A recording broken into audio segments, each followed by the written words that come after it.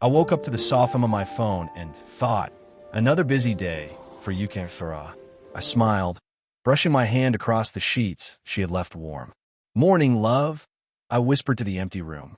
Of course, she wasn't here. Late night again. I didn't mind. She's working hard. I should be proud.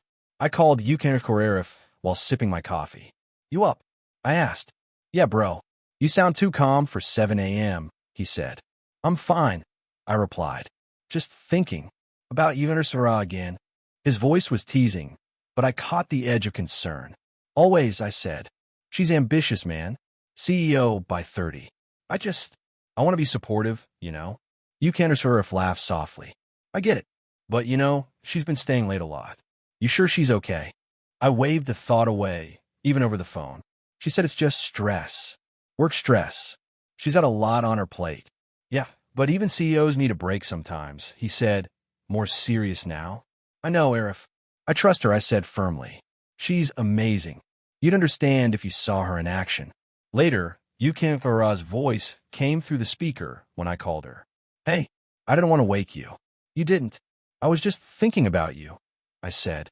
She sighed, tired, a hint of frustration in her tone. Sorry, I've been buried in reports. It's draining. I smiled even though she couldn't see me. You always push yourself too hard. Don't forget to eat. I know. You worry too much, she said. There was a pause, then softer. I appreciate you, really. I'm proud of you, I said, and meant every word. You're doing what most people can't even dream of. She laughed lightly, a sound that always lifted me.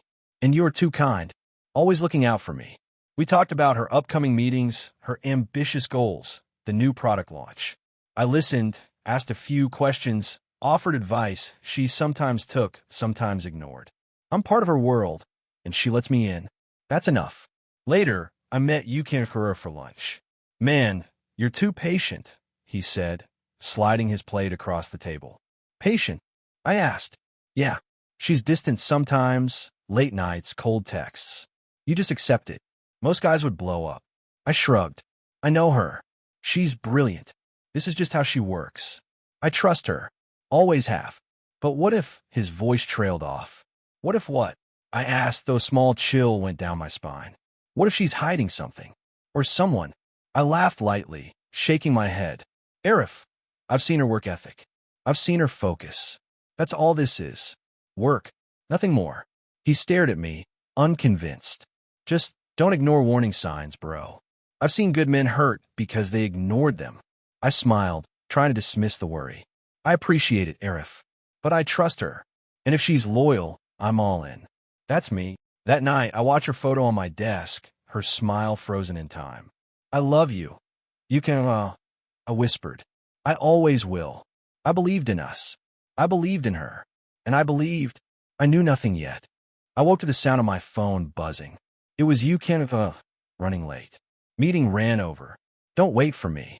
I sighed, more tired than she would ever know. Again, I called Yukan Farah while pouring coffee. She didn't come home last night, I said. Seriously? He asked, concerned. Yeah, she said it was just stress. I tried to sound casual. You know how it is. CEO life. Yukan Farah didn't buy it. She's distant. Always has an excuse. You noticed? I notice. But she's busy, Arif. Nothing more, I replied, sipping my coffee. Am I imagining things? Later, Yukan Farah called me. Hey, sorry, didn't sleep much. Her voice was quieter than usual, strained. Are you okay? I asked. I'm fine. Just work stress, she said quickly. Then softer, almost hesitant. Yukan Farah wants me to review the new strategy tonight. I paused. Her boss again. Yukan Zori. I said, he really needs you that much. She laughed lightly, almost nervously. You don't get it. He's insistent. Big client stuff. It's urgent. I get it, I said, forcing calm. Just don't overwork yourself. I know. You worry too much, she replied. There was a beat, then, I appreciate you checking. I smiled even though she couldn't see me. Always. I care about you. She said, thanks. I'll try to be home early maybe. Maybe, I asked.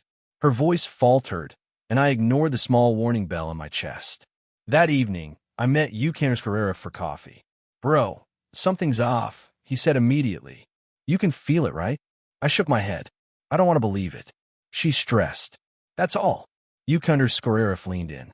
Stress doesn't make someone ignore you or hide their phone. Emotional distance has a cause, man. I frowned. Maybe she just needs space. Space or lies. He didn't hide the edge in his voice. I've seen this before. I felt a pang of fear, quickly masked by defensiveness. You don't understand. She's different. She's Eugenio, ambitious, focused, loyal. I trust her. Trust doesn't mean blindness, he said. I looked away, muttering, I know. I want to believe. Later, Farah texted, dinner tomorrow? If I finish early. I replied immediately, of course. I'll wait. I stared at my phone, stomach twisting. She's always saying work stress, but something feels off. I pushed the thought aside, trying to imagine a normal explanation. The next day, she came home late. Tired. Eyes avoiding mine. I asked, long day. Very, she muttered. Then, almost in passing, Yukin Kazuri is reviewing the proposal with me tonight, too. I nodded, smiling. You're handling it well. Don't let it burn you out. She said, thanks. I appreciate you always being patient. I try to keep my voice light. Always. That's my job. She paused, glancing at me. You know, I couldn't do this without you. I know, and I'm proud of you. After she left the room, I sat alone. Yukin's warning echoed. Emotional distance usually has a cause. I forced myself to think she's stressed. She's loyal. I trust her. But in the back of my mind, I couldn't shake the growing tension, the hint of something unsaid. My chest tightened. I didn't want to see it yet, the storm that was quietly forming. I was halfway through dinner when my phone buzzed. A message from Yukinokura lit up the screen. Yukinor Fuzuri needs me to review tonight. Won't be long. I frowned, trying to ignore the flutter in my chest. Later, I walked past her office to drop off some paperwork. The door was slightly open. Voices carried out. Too clear. I can't wait to see you tonight, Yukinokura whispered. Neither can I, Yukinokura replied, smooth and careless. I've been thinking about you all day. My stomach dropped. I froze. No, she wouldn't. I'm tired, Yukinokura said softly, almost pleading. But I'll make time for you. I know. That's why I need you, Yukinokura said, confident, almost laughing. I stumbled back, heart hammering. I pressed myself against the wall, trying to make sense. She said work stress. This isn't work stress. I stormed inside. UK_IRA. What is this? My voice was sharp, trembling with rage. She jumped, startled. I can explain. Explain? You've been lying to me. I shouted, anger and disbelief colliding. All this time, it's not stress, is it? UK_Zori? Is he more than your boss?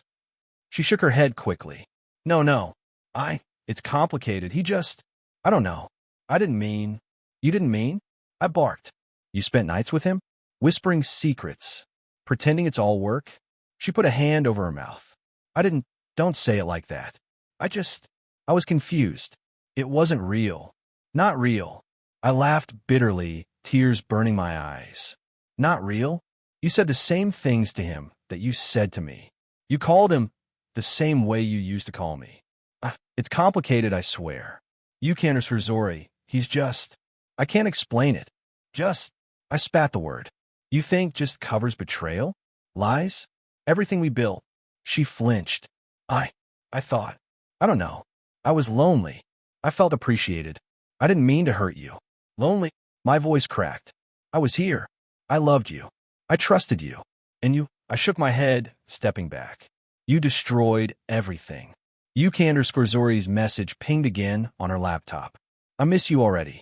I grabbed her phone, throwing it on the table. Look at this. Look at him. She lowered her gaze. I'm sorry. Sorry doesn't fix this. I yelled. It never will. She reached for me. Please, I can explain. Explain what? How you lied to my face every day. I pulled away, trembling. I can't do this. I can't be the man who waits for your next lie. I don't want to lose you, she whispered, voice small, desperate. You should have thought of that before. I snapped, turning toward the door. My chest felt like it would burst. Rage, Heartbreak, disbelief, every emotion collided. I'll change. She cried. I don't want to hear it, I said, hand on the doorknob. I can't. I can't be part of this. Her sobs filled the room, and for a moment, I felt the man I once was, the loyal, patient boyfriend, die inside me. I hesitated, hand frozen on the door. She reached out again. Please. I couldn't. I walked out, each step heavy, each heartbeat echoing in my skull. This is it. Nothing will ever be the same. The door clicked behind me. Silence.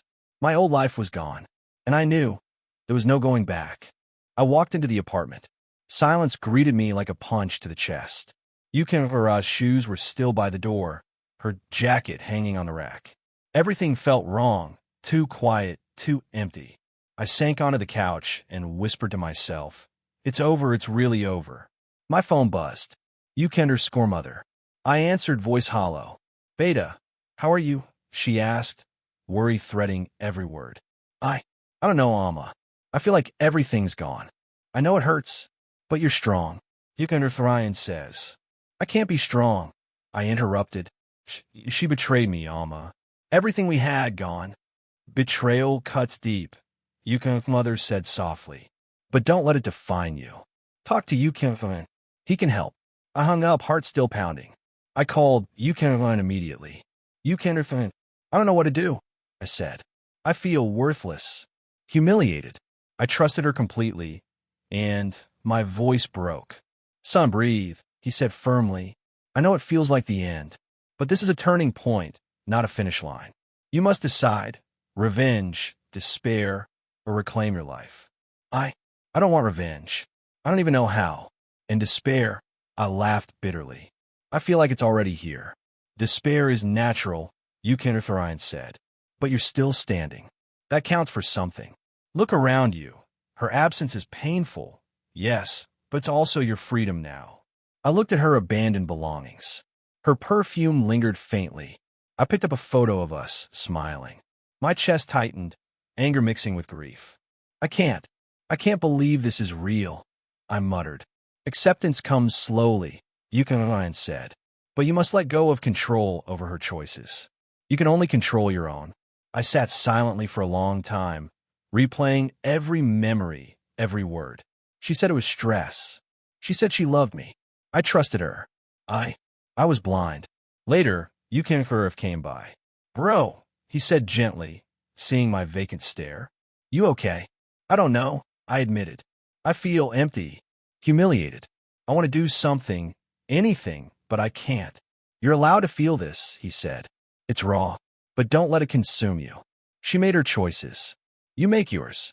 I don't want to be that man anymore, I said quietly. The one who begs. The one who waits. The one who trusts blindly. Good, Yukin said. That man isn't you. Not anymore. You have to rebuild. Start small, but start. I nodded, staring at the empty apartment.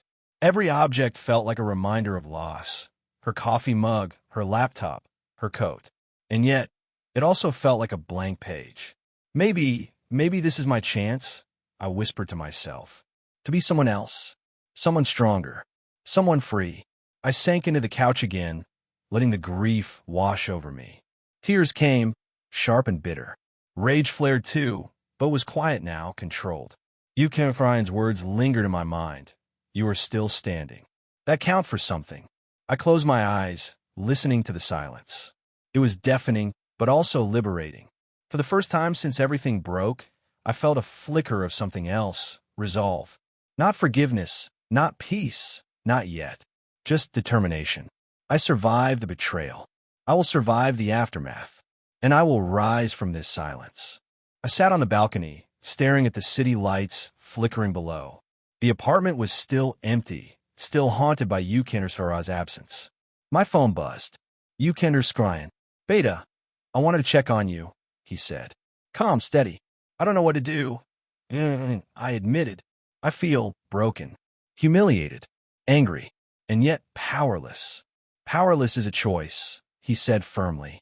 You're giving her control over your emotions. You can stop that. You can reclaim yourself. I want to, but how? My voice cracked. Detach, he said simply. Not out of hatred, not for revenge.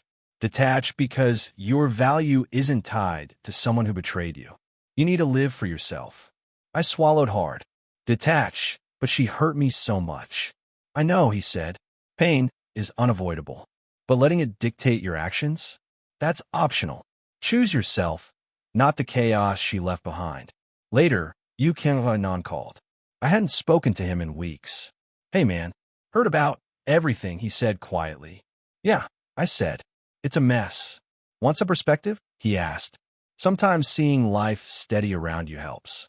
I laughed bitterly. Life steady? Everything's upside down. No, he said. Life is still moving. Look at me. My job, my family, my friends. Everything's not perfect, but it's stable. You need stability too, brother. Not revenge. Not obsession. Stability. I'll let his words sink in.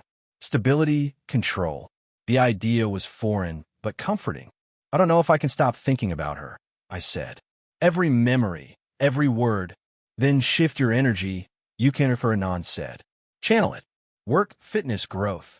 Become someone she could never manipulate again. That's your silent revenge. I stare at the balcony railing, gripping it. Silent revenge, growth control. The concept settled in, heavy but right. Yu Qianhuaiyan's voice returned to my memory. Choose yourself. I nodded to the empty city. You're right. I don't need her permission to live. I don't need her validation. I don't even need her apology. What are you going to do? Yu Qianhuaiyan asked. Detach, I said firmly. Emotionally, completely. I'll let go of the anger that consumes me. The grief that traps me. I'll live for me. You sound different, he said. I like it. I smiled faintly. I've had enough of being the man who waits, who begs, who trusts blindly. That man is gone. Good, Yu Qianhuaiyan said. Now build the man who stands on his own. Solid, unshakable. That's real power. I sank into the chair, breathing deep, letting the tension leave my body. I thought of Yu Qianhuaiyan, of her betrayal, of Yu Qianhuaiyan's smug messages. For the first time, they held no power over me. I can't change what happened, I whispered to myself. I can only decide who I am from now on. And I choose control. Growth. Me. I called Yu Qianhuaiyan back. I've made a choice, I said. I won't beg. I won't chase. I'll rebuild, quietly, deliberately. Good, he said, voice proud. Now you begin. I hung up and looked around the apartment. The emptiness was no longer crushing. It was a canvas. I could fill it with work, friends, health, and strength. My mind sharpened, determination igniting. I wasn't weak. I wasn't broken. I wasn't lost. I was beginning the man I would become, steady, controlled, untouchable. The path ahead was long, but for the first time, I felt ready. I was finishing a late night at the office when my phone buzzed. UK_Sahir. I answered. Bro, you won't believe what I heard about you, he said, voice low. I leaned back in my chair. Go on. She's arguing with UK all the time. Apparently, he's being reckless, using her contacts, taking credit for her work, and taking advantage. I asked, calm despite the sharp interest. Exactly. She's frustrated. Clients are noticing. Rumors are flying. It's messy. I nodded, even though he couldn't see me. I see. And what about him? He's predictable, selfish, always looking for an angle. He's losing control. Ira's losing patience. I smiled faintly, letting the information settle. Chaos finds its way to those who create it. Later, UK_If dropped by my apartment. You heard about them? He asked casually. Yes, I said. UK_Sahir told me. Sounds like karma's not waiting for anyone. Crazy, isn't it? UK_If said. They were so confident like nothing could touch them. I leaned forward. Confidence without respect is fragile. Their choices will catch up. They always do. UK_If nodded slowly. You're different now. Calm, not bitter. I learned, I said quietly. I focus on what I can control. My growth, my work, my life. Not their chaos. That afternoon, UK_Sahir sent another message. UK is furious. UK_Zori missed a meeting. Big client called him incompetent. She's furious, bro. I laughed softly to myself. Not maliciously. Not with glee. Just recognition. Actions have consequences. When I called Yukin here, he filled in more. He's throwing tantrums, blaming her. She's done covering for him. She's furious, says she regrets ever trusting him. Good, I said, voice even. She trusted the wrong person. Meanwhile, you're different, Yukin said. I see you calm, steady, focused. Impressive. I smiled. It's a choice. I chose control over chaos. That's my revenge, if you want to call it that. Yukin visited again the next day. Man, you're unshakable. Ira and Zori are crumbling, and you're thriving.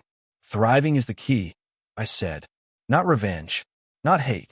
Success, dignity, focus. Let them fall by their own doing. He laughed. I've never seen you like this. Not bitter, not sad. Just solid. I nodded, thinking of the months of heartbreak. Pain taught me patience. Betrayal taught me discernment. And watching their downfall teaches observation. I don't need to act. Karma acts quietly, effectively. Later, I met Yukin for a late dinner. You seem different, he said, eyebrows raised. Stronger. Happier. I am, I said. I'm not defined by anyone else's choices. Not by lies, not by betrayal. I focus on me. Impressive, he said. I would have gone crazy if it were me. I was going crazy, I admitted. But then I realized control is power. Silent power. Growth is my revenge. Stability my weapon. My life is my victory. That evening, I walked through the city streets, crisp air brushing my face. I felt steady. I felt calm. The news of Yukin's fury, Yukin's arrogance, the unraveling of their plans, it didn't thrill me. It didn't delight me. It simply confirmed a truth I already knew. The universe balances itself. I returned to my apartment, sat at my desk, and opened my laptop. Work, projects, ideas, connections. Everything I'd ignored while being consumed by heartbreak. Now my focus sharpened. My mind clear. My future, mine entirely. They built their own chaos. I built my own strength. And for the first time in months, I smiled without guilt, without longing. The man I was before the betrayal? Gone. Replaced by someone unshakable, unbent, and quietly triumphant. Karma didn't need me. It slipped in on its own. I heard the knock before I saw her. My heart skipped, though I told myself it shouldn't. Yukin, I called, calm, though my hands tightened on the table. She stepped inside, eyes red, lips trembling. I need to talk. I gestured to the chair. Sit. My voice was steady. No tremor. No pleading. She hesitated, then sank into it. I'm so sorry, she began, voice cracking. I never wanted to hurt you. I didn't know. I wasn't thinking. I let her words hang. You weren't thinking. That's clear. Her hands twisted in her lap. I realized too late. Yukin he's gone ruined. He took everything I trusted him with and destroyed it. And she swallowed hard. I lost you. I see, I said evenly. And what do you expect me to do with this? Tears welled in her eyes. I needed to tell you. I needed to apologize. I interrupted softly. You can say it. You can regret. But it doesn't bring back what you broke. I know, she cried. I thought I could control it all. But he's selfish, opportunistic. And you realized, I said, voice calm, almost detached. Too late. She looked up at me, searching my face. Yukin was right. You became stronger. You're unshakable. I had to be, I said simply. Not for you. For me. She flinched, as if my calm struck harder than any anger could have. I don't deserve you. You don't. I agreed, nodding. But this isn't about who deserves what. It's about who moves forward and who gets stuck in the ruins they created. Her shoulders slumped. I wanted to be better. I wanted to, I don't know. I thought love would fix it. I thought you would understand. Understood, I said quietly. But understanding doesn't erase betrayal. And love doesn't excuse it. She shivered. I can't believe I lost you. You lost yourself too, I said. And Yukin clearly has lost his position. You see that now. Her lips trembled. Yes, I see everything clearly. It's just, I wished I'd realized before it was too late. I remained seated, calm, observing. My chest was steady, my mind clear. She was the one unraveling, vulnerable and broken, while I had rebuilt myself. I don't want to insult you, I said finally. And I won't. This isn't about bitterness. I simply exist now, without the weight of what you chose to do. She blinked, quiet tears falling. I thank you for not tearing me apart. I nodded. You've torn yourself apart enough. This is your closure, not mine. I don't need it. I wish I could take it back, she whispered. Some things can't be taken back, I said gently. You've learned. That's all you can hope for. She reached for the door. I'll leave you now. I don't want to make it worse. You already made it, I said softly. But now, we each go our own way. That's the only ending left. She paused, looking at me one last time. I hope you're happy. Truly, I will be, I said quietly, voice firm. And I already am. Moving forward, I decide what matters. You're not part of that anymore. The door closed behind her. Silence returned, but it felt different this time. Clean. Finished. I leaned back, letting the tension drain. For the first time in months, I felt unburdened. My past, my heartbreak, my betrayal, all left behind. The man I had been, waiting and pleading, was gone. The man I had become, calm, controlled, free, and that was enough. I sat in my apartment, the city lights casting a calm glow across the room. Months had passed since I left, and the air felt lighter. I picked up my phone and dialed Corsair. Corsair, it's been a while, I said, voice steady. Corsair, he replied warmly. I can hear it. You sound different. Stronger. I've been working on myself, I admitted. Focus, routines, clarity. I realized I defined my life, not my heartbreak. That's huge, he said. I've noticed. You're calm, deliberate. People notice that kind of strength. I smiled. I don't want attention. I want stability. That's enough. I've learned to separate emotion from action. I don't let past betrayals dictate my present. Later, you can join me at the cafe we used to frequent. You're unrecognizable, he said. Not bitter, not broken, solid. That's rare. I've accepted it, I said quietly.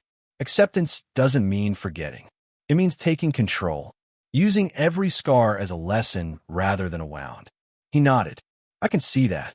You focus on growth, not revenge. Not even silent revenge. You focus on progress. That's impressive. It's necessary, I said. I've realized revenge never heals. Stability, clarity, and personal growth that heals. It builds something permanent, something I own completely. When I called Ryan that evening, he chuckled at my tone. There's peace in your voice. That wasn't there before. There's control now, I said. I choose what I allow to affect me. I'm no longer the man who pleads or waits. I define my worth, my happiness, my life. That's true growth, Ryan said. Not everyone reaches it. You're building yourself from ruins. That's real power. I nodded, staring at the skyline. I used to think strength was reaction, anger, action, confrontation. Now I know strength is restraint, clarity, and moving forward despite pain. It's quiet, but unshakable. The next morning, Eucaners from Mother called. Beta, you sound different. Happier. I'm proud. Thanks, Alma, I said softly. It took time. I had to stop defining myself through loss and betrayal. I had to find me again. I can tell you have, she said, voice warm. Keep building, son. You're showing true resilience. You can't have stopped by later, carrying coffee. You've rebuilt yourself, man. I see it. Your focus, your calm, it's inspiring. And you're happy without anyone else's presence defining it. I've realized that happiness isn't dependent, I said. It comes from knowing my values, living by them, and creating a life I control. I respect myself enough not to compromise for anyone else's betrayal. He nodded. And that's why you're different now. Stronger. Unshakable.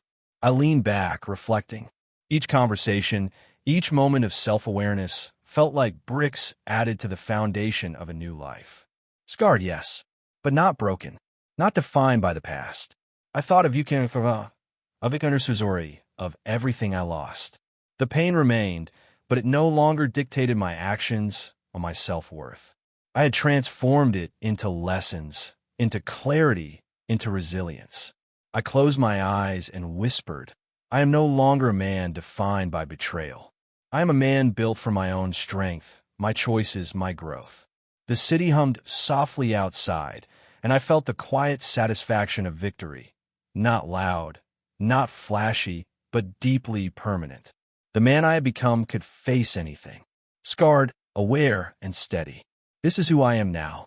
Not a victim, not a shadow. A man forged from ruin, unshaken, and free. I stood at the doorway, keys in hand, the apartment quiet around me. Yukavara's things were gone, her absence a stark contrast to the life we once shared. I exhaled slowly, feeling the weight of months lift. My phone buzzed. Ryan. How are you holding up? He asked. I'm at peace, I said quietly. It's final now. Emotionally, practically it's done. That's good, Beta, he said warmly. You've earned this calm. You fought hard to reclaim yourself. I realized something, I said, voice steady. Peace isn't given. It's claimed, and I finally claim mine. I don't need revenge, apologies, or explanations.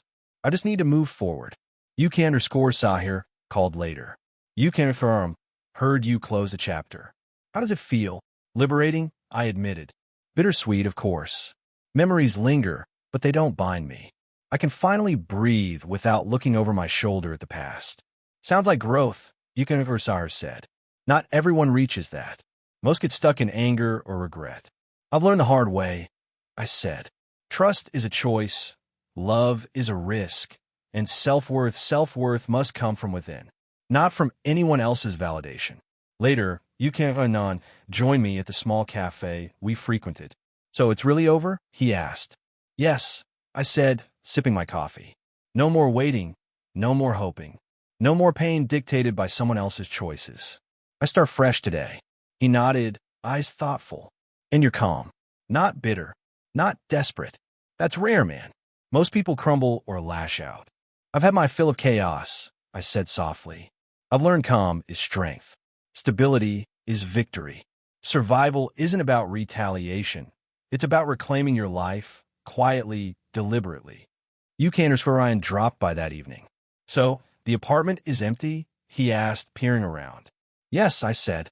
And so is my attachment. I've packed away the past, physically and mentally. No resentment, just clarity. Clarity is power, he said. You've done more than survive. You've transformed. I nodded, thinking of the long nights I spent replaying betrayal, of the anger, the hurt, the humiliation. Now, it was all stripped away, leaving only me, my choices, my direction. I opened the front door one last time, stepping into the cool evening air. I paused, hand on the frame. This is it, I thought. No looking back. No regrets. Only forward. A text came from UK. Proud of you, brother. You've become unshakable. I smiled faintly.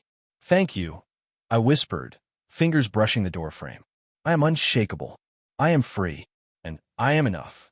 Walking down the quiet street, I felt the city hum beneath my feet. Life awaited, uncharted and mine to shape. Trust would come slowly, love perhaps someday, but only when deserved. For now, my own approval, my own stability, my own growth mattered more than anything. I thought of of the betrayal, of the lessons painfully learned. No anger lingered, no longing, only understanding that some people aren't meant to walk with us forever, and some chapters are meant to close quietly, leaving room for new beginnings. I reached the corner where the lights spilled golden on the pavement and paused. My reflection in the shop window stared back at me, steady, determined, scarred, aware, alive. Peace is the only ending I wanted, I whispered. And I had it. Bittersweet, yes, but real. True. Victory wasn't in revenge, in karma, or in proving anyone wrong. Victory was surviving, growing, and keeping my integrity intact. I exhaled, letting the cool air fill my lungs. My hands unclenched. My heart felt light. Life stretched before me, vast and unclaimed. And this time, I would claim it entirely for myself. The apartment behind me, the past behind me, I walked forward. Every step was mine, deliberate, free. The man I had been was gone. The man I had become, resilient, calm, alive, would never look back again. The morning sunlight streamed through my apartment, warm and inviting. I sipped my coffee, feeling the calm I hadn't known for years. This wasn't just recovery, it was growth. UK non-called. UK_RM. Big day. Yes, I said with a smile. First presentation in the new role. Feeling ready, focused. You've changed, he said, chuckling. Focused, calm, confident. Not the guy always anxious about the past. I learned the past doesn't control me, I said. I survived it. I chose myself over heartbreak and betrayal. That makes all the difference. Later, stopped by, carrying a folder. Your reports, he said, handing them over. Everything's in order. You're on top of your game, man. I've made it a priority, I said.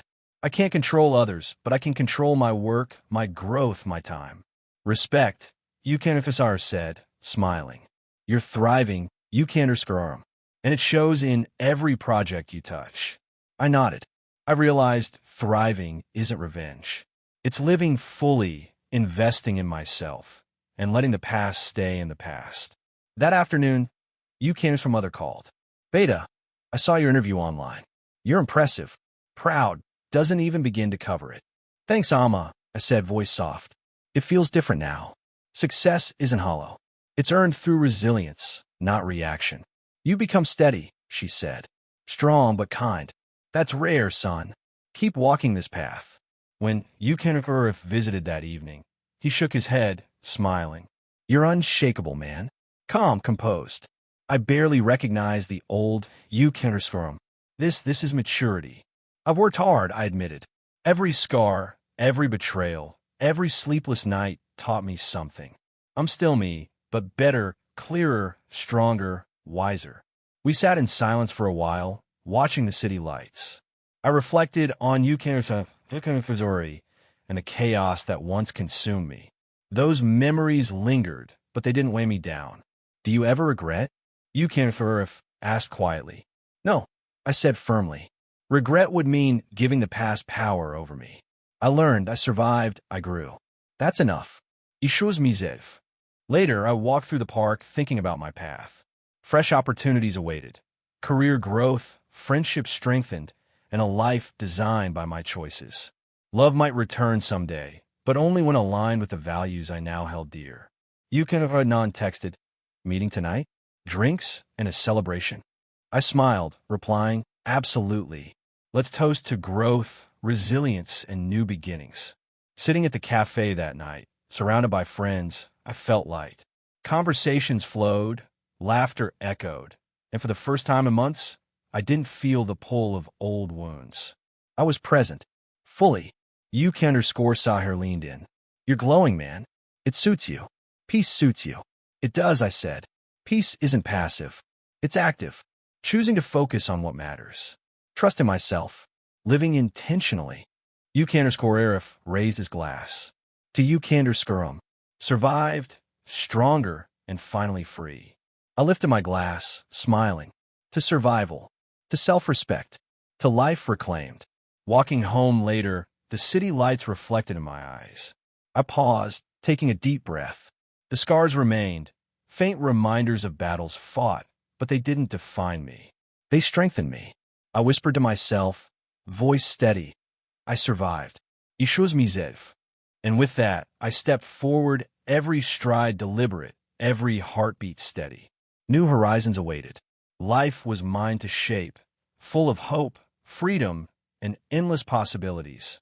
The past had its lessons, but the future was all mine.